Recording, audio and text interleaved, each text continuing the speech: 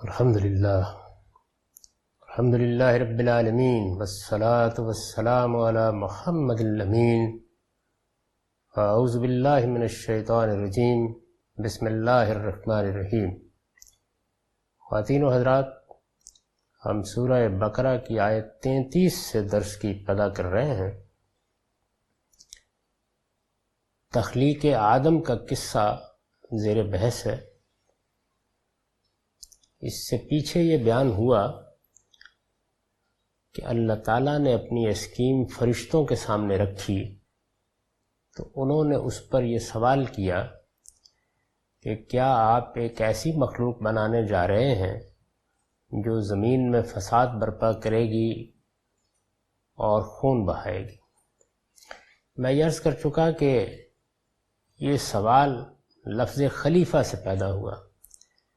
لفظ خلیفہ یہاں صاحب اقتدار کے معنی میں، زمین کے بادشاہ کے معنی میں استعمال ہوا ہے۔ فرشتوں نے اس سے یہ نتیجہ نکالا کہ اگر ارادہ بھی ہے، اختیار بھی ہے اور اقتدار بھی ہے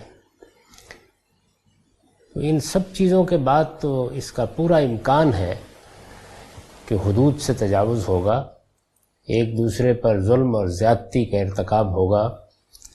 جب انسان زمین کا اقتدار پائے گا تو اقتدار کی بدمستی اس کو ان جرائم پر آمادہ کرے گی۔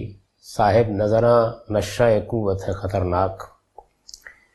چنانچہ اس سوال کا جو جواب دیا گیا ہے وہ ظاہر ہے کہ اس اسکیم کو واضح کرتا ہے جو دنیا میں انسان کو بناتے وقت اللہ تعالیٰ کے پیش نظر ہے۔ اسی وجہ سے میں نے ابتدا میں یہ عرض کر دیا تھا کہ جو لوگ انکار کر رہے ہیں ان کی ذہنی خلش کو دور کرنے کے لیے یہ بتایا ہے کہ وہ اسکیم کیا ہے۔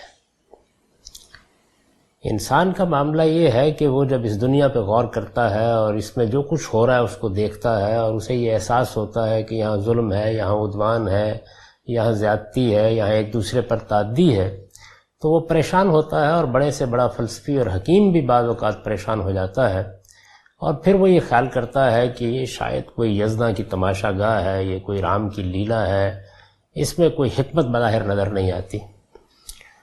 اللہ تعالیٰ نے قرآن مجید میں یہ حقیقت ہم پر واضح کی کہ اس دنیا کو سمجھنا ہے تو میری پوری اسکیم کو سامنے رکھ کر سمجھو، اور وہ اسکیم یہ ہے کہ میں نے ایک ایسی دنیا بنانے کا ارادہ کیا جس میں ابدی زندگی ہوگی، جس کا عیش جاوداں ہوگا، جس میں ارتقاء کے مراحل لامتناہی ہوں گے، لیکن میں اس دنیا کے لیے ان کو منتخب کروں گا جو اس امتحان سے گزر کر اپنے آپ کو اس کا اہل ثابت کر دیں گے۔ یہ اسکیم ہے۔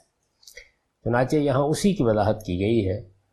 یعنی فرشتوں نے جب یہ سوال کیا تو اللہ تعالیٰ نے آدم علیہ السلام کو ان کی ذریت کے نام بتائے، یعنی ان کی ذریت میں سے جس طرح کہ میں پیچھے عرض کر چکا، انبیاء و رسل، مجددین، مصلحین، شہداء، صدیقین کے نام بتائے، اور یہ کہا کہ ان کا تعارف ان سے کراؤ اور انہیں بتاؤ کہ میری اسکیم کے تحت یہ لوگ ہیں جو اس کے باوجود کہ اقتدار ہوگا، اس کے باوجود کہ بادشاہی ہوگی، اس کے باوجود کہ غیاب میں ہوں گے، اس درجے کے لوگ، اس مرتبے کے لوگ پیدا ہو جائیں گے، اور میں اپنی جنت کے لیے ان کا انتخاب کر لوں گا۔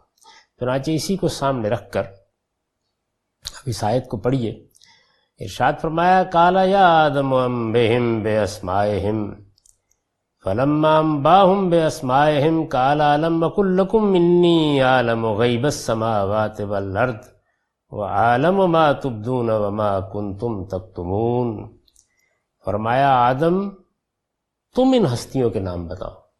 یعنی جب فرشتوں نے اس بات کا اعتراف کر لیا کہ ہمارا علم تو اتنا ہی ہے جتنا آپ نے ہمیں دیا، ہم نہیں جانتے کہ یہ کیا لوگ ہیں، کس پائے کے لوگ ہیں، تب آدم سے کہا گیا کہ اب آپ ان کا تعارف کرائیے اور ان کو بتائیے کہ اسی اسکیم کے تحت اس درجے کے لوگ منتخب ہو جائیں گے۔ قال یا آدم انبئہم باسمائہم، آدم تم ان ہستیوں کے نام انہیں بتاؤ۔ فلما انباہم باسمائہم، پھر جب اس نے ان کا تعارف انہیں کرا دیا، یعنی اس میں اس اسلوب سے لوگوں کو غلط فہمی ہوئی ہے کہ نام بتاؤ، نام بتاؤ در حقیقت تعارف کراؤ کے معنی میں ہے، اور یہ ہماری زبان میں بھی اس مفہوم میں استعمال ہوتا ہے، اور قدیم زبانوں کا تو یہ ایک عام اسلوب ہے۔ پھر جب اس نے ان کا تعارف انہیں کرا دیا تو فرمایا میں نے تم سے کہا نہ تھا کہ آسمانوں اور زمین کے بید میں ہی جانتا ہوں، الم اقل لکم انی عالم غیب السماوات والارض وعالم ما تبدون وما کنتم تکتمون، اور میں جانتا ہوں جو کچھ تم ظاہر کر رہے ہو اور جو تم چھپا رہے تھے۔ اب ظاہر ہے کہ اس میں بہت سی چیزیں وضاحت طلب ہے، چنانچہ یہ جو فرمایا کہ آسمانوں اور زمین کے بید میں ہی جانتا ہوں، اس پر میں نے لکھا ہے آدم کی تخلیق اور اسے زمین کی بادشاہی عطا کرنے کا جو بید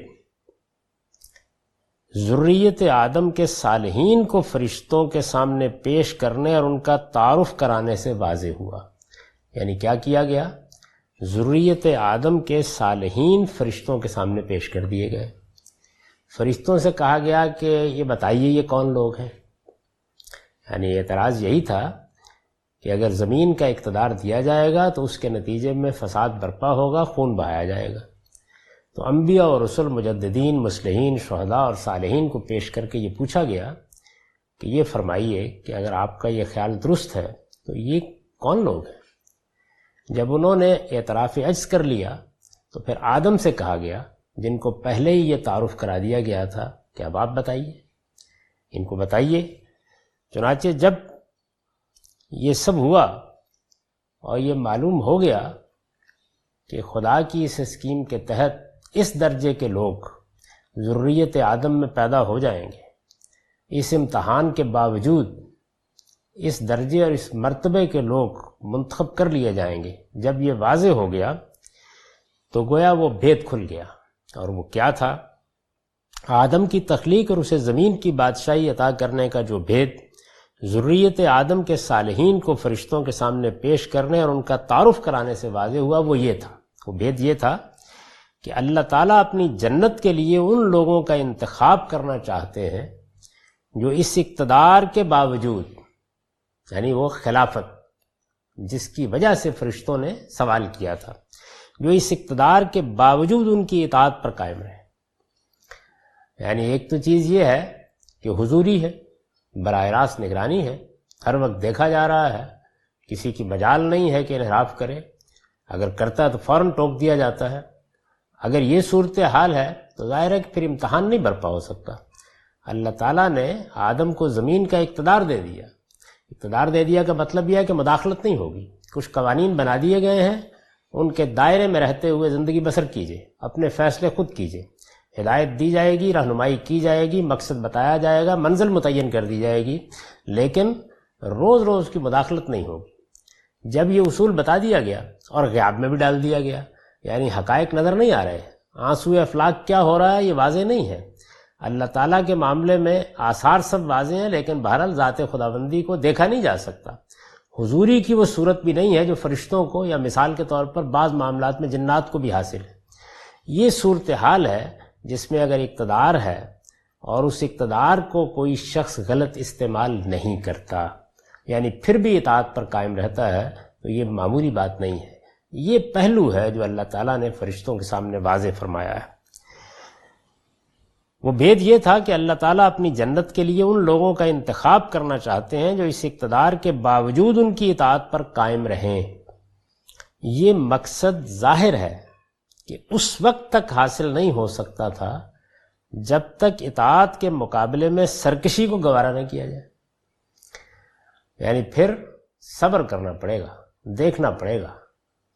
اگر اقتدار دیا ہے اور پیش نظر یہ ہے کہ یہ دیکھا جائے کہ کون اقتدار کے باوجود اطاعت پر قائم رہتا ہے، صحیح رویہ اختیار کرتا ہے، اپنی فطرت کے تقاضوں کے مطابق عمل کرتا ہے، علم اور بصیرت کی روشنی میں فیصلے کرتا ہے، اپنی باغ خواہشات کے ہاتھ میں نہیں دیتا، اگر یہ دیکھنا مقصود ہے تو پھر سرکشی بھی ہوگی، یعنی ایسا تو نہیں ہوگا کہ سب کے سب لوگ اطاعت پر آ جائیں، سرکشی ہوگی، سرکشی کو پھر گوارا کیا جائے گا۔ یعنی گویا جواب یہ ہوا کہ یہ بات تو بالکل درست ہے کہ فساد ہوگا اور خون بہے گا، سرکشی پر لوگ اتریں گے اور ان کو اس کا موقع دینا پڑے گا کہ براہ راست مداخلت کر کے ان کو نہ روکا جائے۔ یہ ہوگا، یہ اس امتحان، اس اسکیم کا لازمی تقاضا ہے، لیکن اس کے بغیر جو کچھ پیش نظر ہے وہ حاصل نہیں ہو سکتا۔ اور وہ پیش نظر کیا ہے؟ وہ پیش نظر یہ ہے کہ اقتدار کے باوجود اطاعت پر کون قائم رہتا ہے۔ یہ مقصد ظاہر ہے کہ اس وقت تک حاصل نہیں ہو سکتا تھا جب تک اطاعت کے مقابلے میں سرکشی کو گوارا نہ کیا جائے۔ اس لیے اللہ تعالیٰ نے یہ جاننے کے باوجود کہ فساد برپا ہوگا، آدم کو بنانے اور زمین کی بادشاہی عطا کرنے کا فیصلہ فرمایا۔ یعنی یہ بات کہ فساد ہوگا یہ فرشتوں نے بھی بتا دی، اللہ تعالیٰ پہلے سے جانتے تھے، لیکن اس کے باوجود انہوں نے یہ فیصلہ کیا کہ میں آدم کو بناؤں گا اور زمین کا اقتدار دوں گا اور ارادہ و اختیار دے کر بھیجوں گا اور خود غیاب میں رہوں گا۔ یہ اس کے باوجود انہوں نے فیصلہ فرمایا، تو یہ اس لیے فرمایا کہ اس اسکیم کے تحت اس کے بغیر اطاعت کا امتحان نہیں ہو سکتا تھا، اور فرشتوں کو بتا دیا کہ یہ اسکیم ہرگز ناکام نہ ہوگی۔ یعنی اس وقت کیا کیا گیا ہے؟ اس وقت اس اسکیم کے جو نتائج نکلنے والے ہیں، مستقبل میں جو کچھ ہونے والا ہے، جس درجے کی شخصیات پیدا ہونے والی ہے، ان کو ممثل کر کے دکھا دیا گیا، اور یہ بتایا گیا کہ جو چیز پیش نظر ہے وہ اس سب کچھ کے باوجود حاصل ہو جائے گی۔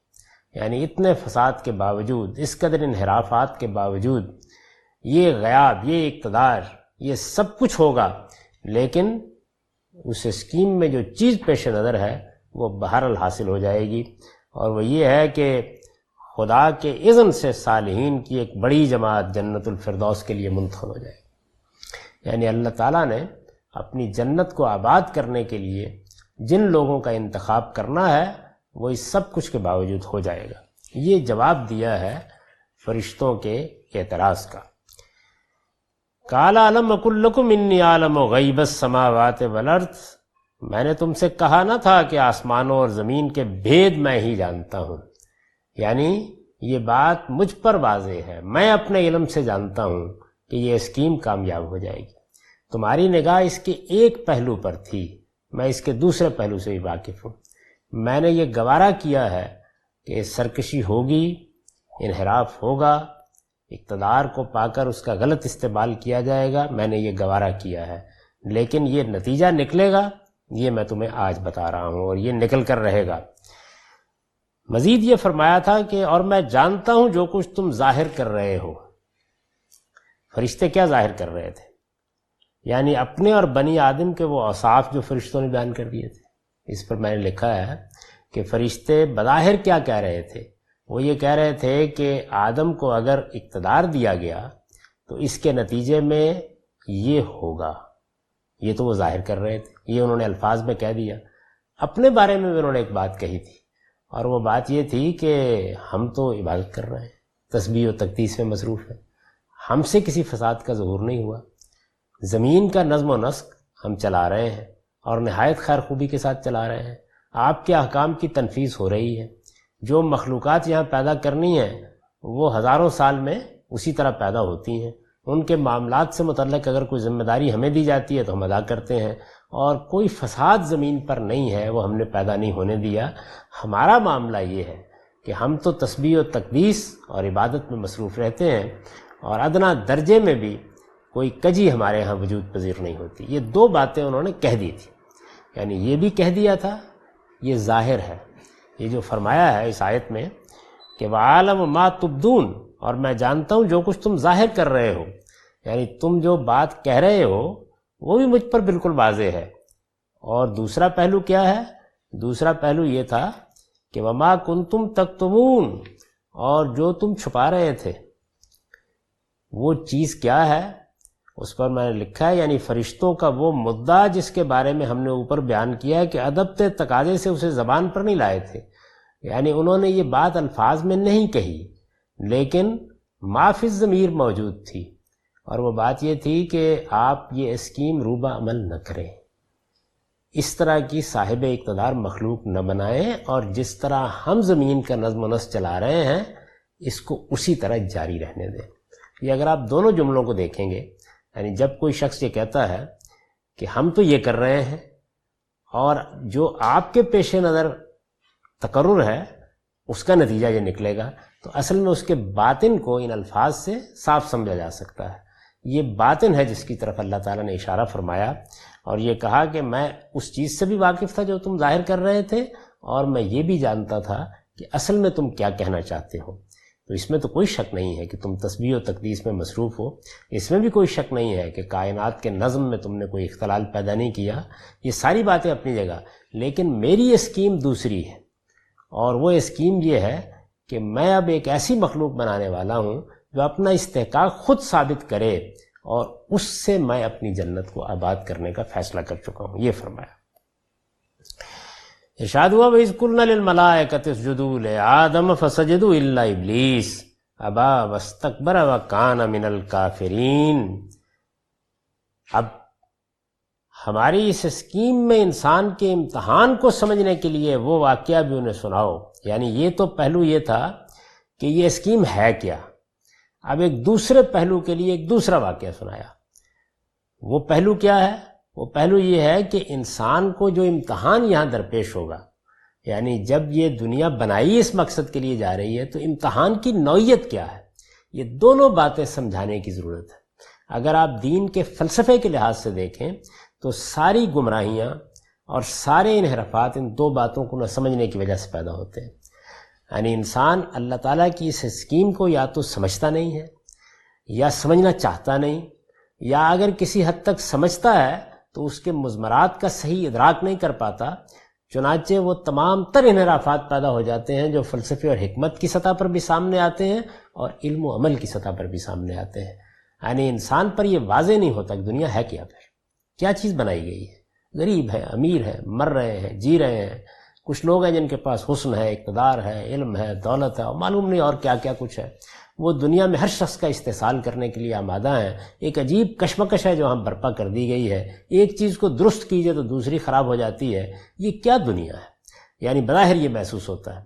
اب اگر یہ اسکیم واضح نہیں ہے کہ بنانے والے کے پیش نظر کیا ہے، تو پھر اگر دنیا کو آپ موت پر ختم کر دیں گے تو کوئی شبہ نہیں ہے کہ یہی مانا جائے گا اور یہی کہا جائے گا کہ رام کی لیلا ہے، یہی مانا جائے گا کہ یہ رومیوں کا تھیٹر ہے، اس کے سوا کچھ نہیں ہے، تماشا دیکھا جا رہا ہے۔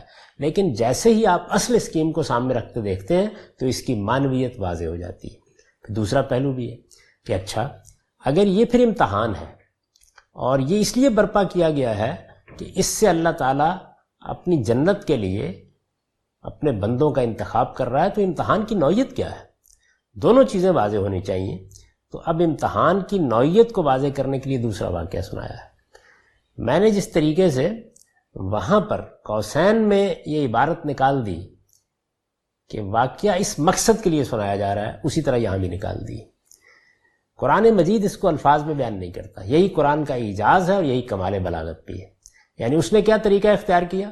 اس نے بات جب جہاں تک پہنچا دی کہ یہ منکر کس طرح ہوتے ہیں، تو پھر ظاہر ہے کہ باطن کے اندر جو مضمر چیزیں ہیں جو انکار کا باعث بنتی ہیں، ان میں اس پہلو کو واضح کیا کہ انہیں وہ واقعہ بھی سناؤ جو یہ بتائے کہ ہماری اسکیم کیا ہے، اور اب انہیں وہ واقعہ بھی سناؤ جو یہ بتائے کہ اس اسکیم کے مطابق امتحان کی نوعیت کیا ہے۔ تو یہ دوسری چیز ہے۔ یہ سوال آپ پوچھ سکتے ہیں کہ یہ استنباط کیسے کیا گیا ہے، یعنی واقعے کی نوعیت سے کیا گیا ہے۔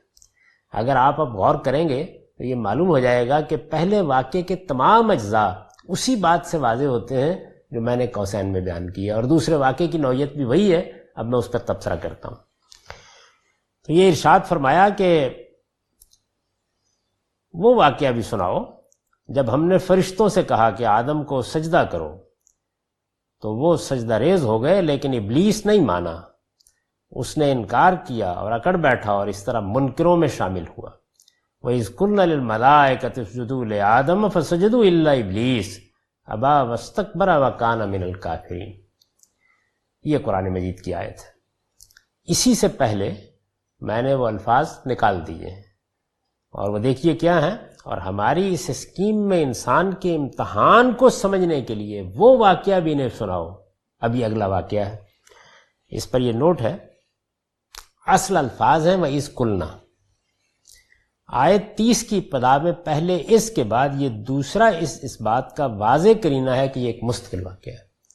یعنی قرآن مجید نے اس کو متصل بعد رکھ تو دیا ہے, لیکن اس کی تکرار سے واضح کر دیا ہے کہ وہ ایک واقعہ ہے اور یہ ایک واقعہ ہے. وہ بھی مستقل واقعہ ہے, یہ بھی مستقل واقعہ ہے.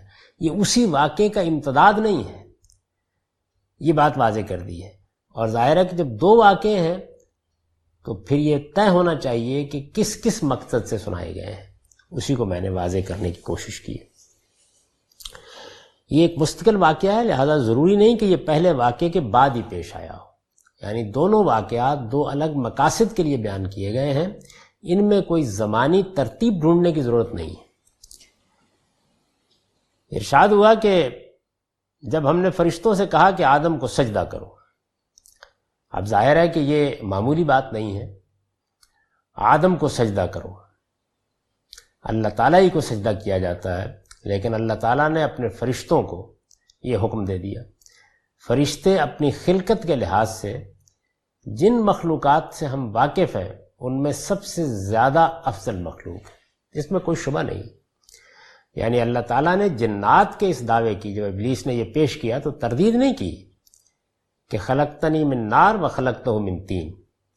مادے کی جس صورت سے ہم پیدا ہوئے ہیں انرجی کی فارم اس سے برتر ہے, اور فرشتے اس سے بھی برتر مادہ تخلیق رکھتے ہیں. وہ سراسر روح ہے. یعنی اللہ تعالیٰ کا امر ہی ہے جو مجسم ہو گیا ہے. اس میں اگر کوئی مادی پہلو ہے تو زیادہ سے زیادہ یہ کہہ سکتے ہیں کہ اس نوعیت کا ہے کہ جس طرح مادے کی ایک صورت روشنی بھی ہے, لائٹ بھی ہے. تو یہ محض تفہیم مدعا کے لیے ہے, یعنی اصل حقیقت سے ہم واقف نہیں ہیں. ان کو یہ کہا گیا کہ آدم کے سامنے سجدہ کرو, ایک برتر مخلوق, اس کو کہا جا رہا ہے کہ تم آدم کے سامنے سجدہ ریز ہو جاؤ. اس پر البیان کا نوٹ یہ ہے کہ یہ سجدہ تعظیم کے لیے تھا. یعنی سجدے کی دو صورتیں ہوتی ہیں. ایک یہ ہے کہ ہم کسی کو معبود سمجھ کر اس کے سامنے اپنی پیشانی رکھ دیتے ہیں. یعنی معبود سمجھ کر پیشانی رکھنا یہ پرستش کے جذبے کا ظہور ہے, اور یہ عبادت کے لیے سجدہ کیا جاتا ہے جیسے ہم نماز میں کرتے ہیں. اللہ تعالیٰ کو ظاہر ہے کہ سجدہ اسی پہلو سے ہوتا ہے. ایک دوسری چیز یہ ہے کہ ہم اپنا سر کسی کی عظمت کا اعتراف کرتے ہوئے اس کے سامنے جھکا دیتے ہیں. تو تعظیم کا سجدہ جس کا مثال کے طور پر ذکر سیدنا یوسف کے معاملے میں بھی ہوا ہے, یہ سورہ یوسف میں ہم دیکھیں گے. تو یہ تعظیم کا سجدہ ہے. یہ سجدہ تعظیم کے لیے تھا اور اللہ تعالیٰ کے حکم سے ہوا. اب تعظیم کے سجدے میں بھی ایک طرح کی مشابہت پیدا ہوتی ہے سجدہ عبادت کے ساتھ.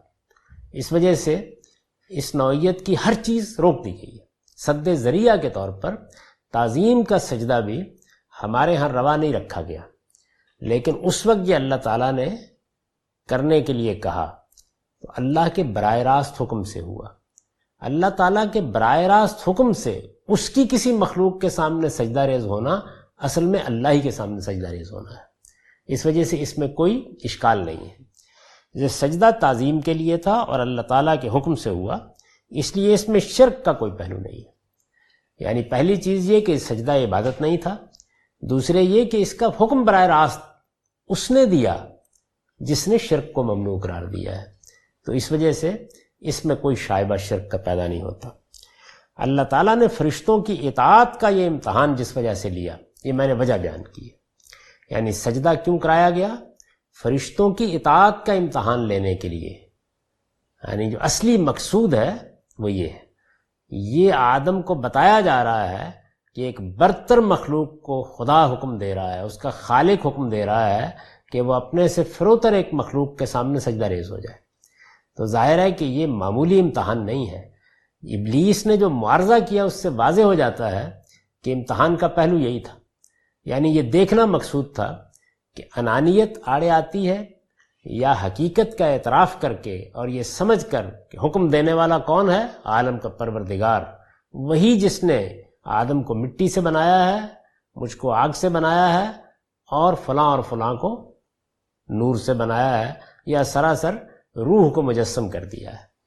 تو اپنی برتری کے زوم میں مبتلا ہونے کے بجائے یہ حکم کہاں سے صادر ہوا ہے، یہ فرمان کس کا ہے، اس کو سامنے رکھا جائے۔ اللہ تعالیٰ نے فرشتوں کی اطاعت کا یہ امتحان جس وجہ سے لیا وہ یہ تھی کہ اولاً آدم پر واضح ہو جائے کہ اصلی سرفرازی نور یا نار سے پیدا ہونے میں نہیں ہے، بلکہ اللہ تعالیٰ کی اطاعت اور فرما برداری میں ہے۔ یہی چیز ہے نا جس کو پھر ہمارے ہاں واضح کیا گیا کہ رنگ، نسل، دولت، اقتدار اور قوت کے لحاظ سے انسانوں کے مابین برتری ایک بدیہی چیز ہے۔ ہم جانتے ہیں بہت سے لوگ حسن کا شاہکار ہوتے ہیں، عورتوں میں بھی مردوں میں بھی۔ بہت سے لوگ ہیں جن کو اللہ تعالیٰ بے پناہ دولت دیتا ہے، شمار نہیں کر سکتے۔ اس وقت بھی دنیا میں دیکھ لیجیے، اقتدار، دنیا میں بڑی بڑی سلطنت عام لوگوں نے قائم کی۔ اس وقت بھی جو دنیا میں بڑی سلطنتیں قائم ہیں اور جو دنیا پر حکومت کر رہی ہیں، ان کو چلانے والوں کی نفسیات کیا ہوگی اس کا اندازہ کیا جا سکتا ہے۔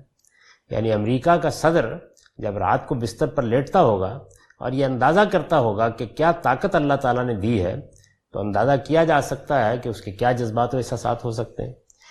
تو یہ سب چیزیں تو دنیا میں موجود ہیں، یعنی یہ برتری موجود ہے۔ اس برتری کو کیا اللہ نے سرفرازی بنا دیا ہے؟ یہ بتایا گیا ہے کہ یہ امتحان کے لیے دی گئی برتری ہے۔ اصل سرفرازی کیا ہے؟ اللہ کی اطاعت، فرمان برداری اور اس کے حدود کی رعایت میں۔ یہی چیز ہے جس طرح کہ میں نے عرض کیا، جس کو ان اکرمکم عند اللہ اتقاکم میں واضح کیا ہے۔ یہی چیز ہے جس کو بنیاد بنا کے رسالت میں آپ صلی اللہ علیہ وسلم نے وہ اعلان کیا تھا کہ کسی عربی کو کسی عجمی پر اور کسی عجمی کو کسی عربی پر کوئی فضیلت نہیں ہے۔ اس دین میں فضیلت کی بنیاد صرف تقوی ہے، حدود آشنائی ہے، اللہ کی اطاعت۔ وہ یہ تھی کہ اولاً آدم پر واضح کیا جائے کہ اصلی سرفرازی نور یا نار سے پیدا ہونے میں نہیں ہے، بلکہ اللہ تعالیٰ کی اطاعت اور فرما برداری میں ہے۔ لہٰذا اسے بھی اپنی انانیت کو ایک طرف رکھ کر ہمیشہ حق کے سامنے سر تسلیم کر دینا چاہیے۔ یعنی امتحان کیا ہے؟ اللہ تعالیٰ جس امتحان سے ہمیں گزار رہے ہیں اس میں سب سے پہلی چیز انانیت کے بت کو توڑنا ہے۔ اور یہ دیکھ لیجئے کہ علم و عمل دونوں میں ہر موقع پر انسان کو یہ چیز پیش آتی ہے۔ سب سے بڑا امتحان یہی ہوتا ہے۔ انسان کے اندر اپنی ذات کا ایک شعور دیا گیا ہے، اس سے انانیت کا ایک احساس پیدا ہوتا ہے، اور پھر یک بیک کوئی حق سامنے آ جاتا ہے۔ اس وقت یہ معلوم کرنا ہوتا ہے کہ انسان انانیت کے بت کی پرستش کرے گا یا اپنا سر حق کے سامنے جھکا دے گا۔ یہی صورتحال اس وقت فرشتوں کے ذریعے سے واضح کی گئی۔ لہذا اسے بھی اپنی انانیت کو ایک طرف رکھ کر ہمیشہ حق کے سامنے سر تسلیم خم کر دینا چاہیے۔ یہ پہلی چیز تھی جو آدم پہ واضح کی جائے۔ ثانیاً وہ یہ سمجھ لے کہ اسے جب اللہ تعالیٰ نے یہ درجہ دیا ہے کہ فرشتوں نے اس کو سجدہ کیا، تو یہ بات کسی طرح اس کے شایان شان نہیں ہے کہ وہ کسی برتر سے برتر مخلوق کو بھی خدا کا شریک سمجھ کر اس کی پرستش کرے۔ یعنی سب سے بڑھ کر شرک کا باعث اگر کوئی چیز دنیا میں ہوئی ہے اور علم و عقل کی روح سے ہو سکتی ہے تو وہ فرشتوں کی پرستش ہے۔ دنیا کی جتنی کچھ بھی دیو مالا ہے، میتھالوجی ہے، اس کا آپ مطالعہ کریں، اسی طریقے سے مشرکانہ مذاہب کا مطالعہ کریں تو یہ حقیقت بالکل واضح ہو جاتی ہے کہ یہ فرشتے ہیں جن کے بارے میں جو کچھ قرآن کہہ رہا ہے یا جو کچھ الہامی کتابیں بیان کر رہی ہیں، ان سے قطع نظر کر کے جب لوگوں نے ان کی نوعیت متعین کرنا چاہیے تو ان کو معبود بنا بیٹھے۔ ایک برتر مخلوق جو ایک جانب لامکاں سے اتصال رکھتی ہے، دوسری جانب ہم تک خدا کے پیغامات پہنچاتی ہے، جس کے بارے میں یہ بات ابتدا سے ظاہر ہے کہ انسان کو بتا دی گئی ہوگی کہ عالم کے نظم و نسق کو بھی بہت سی صورتوں میں اس کے سپرد کیا گیا ہے۔ ان سب چیزوں سے جب انسان واقف ہوتا ہے تو وہ پھر یہ سمجھتا ہے کہ یہ فرشتے تو خدا کے بہت چہیتے ہوں گے، ان کو بڑی برتری حاصل ہے، یہ آسمان پر بھی جاتے ہیں، یہ زمین سے بھی اتصال رکھتے ہیں۔ تو یہ چیز ایک برتری کا جو تصور ان کے بارے میں پیدا کرتی ہے، اس کو پہلے دن توڑ دیا گیا۔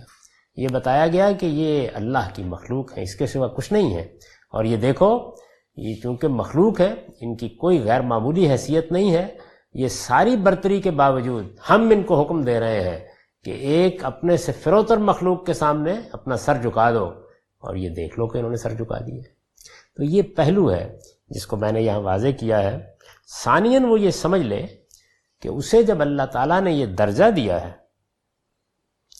کہ فرشتوں نے اس کو سجدہ کیا، یعنی ایک برتر مخلوق جس کے بارے میں انسان اس غلط فہمی میں مبتلا ہو سکتا تھا، جن کو اللہ تعالیٰ کا شریک سمجھا جا سکتا تھا، چنانچہ مشرکین عرب نے یہی کیا، یعنی انہوں نے فرشتوں کو خدا کی بیٹیاں بنایا اور پھر ان کی پرستش شروع کر دی۔ اور اس سے یہ بھی معلوم ہوتا ہے کہ جو ثانوی چیزیں وجود پذیر ہوئی ہیں، جیسے حضرت مسیح کے بارے میں غلط تصورات یا سیدہ مریم کے بارے میں غلط تصورات، ان سے زیادہ فطری بنیاد ہے جس پر مشرکین عرب کھڑے تھے۔ اور اگر آپ باقی اقوام کی، جیسے مصریوں کی، جیسے ہندوؤں کی، جیسے یونانیوں کی میتھالوجی دیکھیں تو یہ حقیقت ہے کہ صرف نام بدلے ہوئے ہیں، اصل میں اسی طرح کی کوئی مخلوق ہے جس کے مختلف تصورات ہیں جن سے وہ مذاہب پیدا ہو گئے ہیں، یا وہ تصورات پیدا ہو گئے ہیں جن پر شرک کے سارے مذہب کی بنیاد رکھی گئی ہے۔ تو یہ چیز ہے کہ جس کو پہلے دن توڑ دیا گیا۔ فرشتوں نے اس کا سجدہ کیا تو یہ بات کسی طرح اس کے شائن شان نہیں ہے، وہ کسی برتر سے برتر مخلوق کو بھی خدا کا شریک سمجھ کر اس کی پرستش کرے۔ بندگی اور پرستش اللہ تعالیٰ ہی کا حق ہے، وہ اگر اس حق میں کسی کو شریک کرتا ہے تو صرف اللہ تعالیٰ کی اہانت نہیں کرتا بلکہ خود اپنی بھی اہانت کرتا ہے۔ یعنی اللہ تعالیٰ نے اس کے سامنے اس حقیقت کا مظاہرہ کرا دیا تھا۔ یہ دیکھ لیجئے کہ جہاں سے شرک سب سے بڑھ کر پیدا ہونے کا امکان ہے، باقی چیزیں تو کوئی بڑی حیثیت نہیں رکھتی، سورج ہے، چاند ہے، ستارے ہیں، انسان نے ان کو بھی پوجا ہے، لیکن یہ فرشتوں کے مقابلے میں کوئی حیثیت نہیں رکھتے۔ فرشتے تو بہرحال ایک حقیقت ہے، یعنی وہ ایک مخلوق ہیں، برتر مخلوق ہیں، ذات خداوندی کے ساتھ ایک اتصال کے مقام پر ہیں، ہمارے ساتھ بھی ان کا ایک رابطہ ہے، اور انہوں نے پیغامات پہنچائے ہیں، اور جس طریقے سے جبریل امین کا قرآن مجید میں ذکر ہوتا ہے، اندازہ کیا جا سکتا ہے کہ ان کو بارگاہ خداوندی میں کیا حیثیت حاصل ہے، مطاعن سما امین۔ یہ ساری چیزیں تو حقیقت ہے، یعنی یہ باقی جتنے تصورات ہیں وہ تو انسان کی غلط فہمیوں سے پیدا ہوئے ہیں۔ تو یہ سب سے بڑی چیز جو ہو سکتی تھی، جو شرک کی بنیاد بنتی، اس کو پہلے دن توڑ کر رکھ دیا گیا، اور یہ بتا دیا گیا کہ کوئی حیثیت نہیں ہے کسی کی بھی، بندگی اور پرستش اللہ تعالیٰ ہی کا حق ہے۔ وہ اگر اس حق میں کسی کو شریک کرتا ہے، یعنی انسان، تو صرف اللہ تعالیٰ کی اہانت نہیں کرتا بلکہ خود اپنی بھی اہانت کرتا ہے۔ تو اس طرح سے پہلی بات جو واضح کی گئی وہ یہ واضح کی گئی۔ ارشاد فرمایا کہ ہم نے فرشتوں سے کہا کہ آدم کو سجدہ کرو، تو وہ سجدہ ریز ہو گئے، لیکن ابلیس نہیں مانا۔ ابلیس، اس پر میں نے لکھا ہے یہ ابلسا سے فیل کے وزن پر اس جن کا لقب ہے جس نے آدم کو سجدہ کرنے سے انکار کیا۔ یعنی نام تو غالباً وہی صحیح ہے جو قدیم الہامی صحیفوں میں آیا ہے، یعنی عزازیل، جیسے جبریل ہے، جیسے اسرافیل ہے، یا دوسرے فرشتوں کے نام ہیں، تو اس کا نام بھی عزازیل آیا ہے، لیکن یہ اس کا لقب ہے۔ یہ ابلسا سے فیل کے وزن پر اس جن کا لقب ہے جس نے آدم کو سجدہ کرنے سے انکار کیا۔ ابلسا کے معنی مایوس اور غمزدہ ہونے کے ہیں۔ بعض لوگ اسے فرشتہ سمجھتے ہیں، لیکن قرآن میں صراحت ہے کہ یہ جنات میں سے تھا، یعنی قرآن مجید نے دوسری جگہ واضح کر دیا ہے کہ یہ جنات میں سے تھا، اس نے سجدہ کرنے سے انکار کر دیا۔ فسجدوا الا ابلیس۔ عربی زبان کا ایک اسلوب یہ بھی ہے کہ بعض اوقات استثناء بتا دیتا ہے کہ پیچھے جو بات بیان کی گئی ہے اس میں اور لوگ بھی شامل تھے، تو یہاں استثناء نے بتا دیا کہ جب سجدے کا حکم دیا گیا تو یہ فرشتوں کو بھی دیا گیا اور جنات کو بھی دیا گیا، یعنی دونوں برتر مخلوقات کو دیا گیا، دونوں کو جھکا دیا گیا۔ اب یہ دیکھیے کہ جن اور جنوں کے بارے میں تصورات یہ بھی شرک کا باعث بنے ہیں اور فطری بنیاد رکھتے ہیں، اور یہی صورتحال فرشتوں کے بارے میں ہے۔ تو پہلے دن یہ حقیقت انسان پر واضح کر دی گئی تھی، لیکن یہ افسوس کی بات ہے کہ انسان نے پھر وہی کیا جس کا اندیشہ تھا، یعنی بجائے اس کے کہ وہ یہ سمجھتا کہ اس کائنات کا پروردگار ہے جس کے سامنے سجدہ ریز ہونا ہے، اور اگر کسی اور کے سامنے سر ڈالنا ہے تو اس کے حکم پر ڈالنا ہے، اور اصل چیز اس کی اطاعت اور اس کا تقوی ہے، اور اسی کی بنیاد کے اوپر ساری سرفرازی ہے، لیکن وہ اس کو نہیں جان سکا۔ تو ابلیس کے بارے میں یہ سمجھ لیجئے کہ یہ جنات میں سے تھا۔ ارشاد ہوا ابا واستکبر وکان من الکافرین، یعنی اس نے کیا کیا، وہ نہیں مانا، اکڑ بیٹھا، اس نے انکار کیا اور اس طرح منکروں میں شامل ہوا۔ اس پر میں نے لکھا ہے کہ اس سے معلوم ہوتا ہے کہ جنات چونکہ اپنی خلقت کے لحاظ سے فرشتوں سے زیادہ دور نہیں ہیں، اس لیے انہیں جب سجدے کا حکم دیا گیا تو علی سبیل تغلیب جنات بھی اس حکم میں شامل تھے۔ استثناء سے یہ بات قرآن مجید نے واضح کر دی ہے، اور یہ عربی زبان کے اسالیب میں ایک معروف اسلوب ہے، اس میں کوئی غرابت نہیں ہونی چاہیے۔ اس کے بعد اب ان آیات کا ترجمہ سن لیجئے۔ ارشاد فرمایا ہے، فرمایا آدم تم ان ہستیوں کے نام انہیں بتاؤ۔ پھر جب اس نے ان کا تعارف انہیں کرا دیا تو فرمایا میں نے تم سے کہا نہ تھا کہ آسمانوں اور زمین کے بھید میں ہی جانتا ہوں، اور میں جانتا ہوں جو کچھ تم ظاہر کر رہے ہو اور جو تم چھپا رہے تھے۔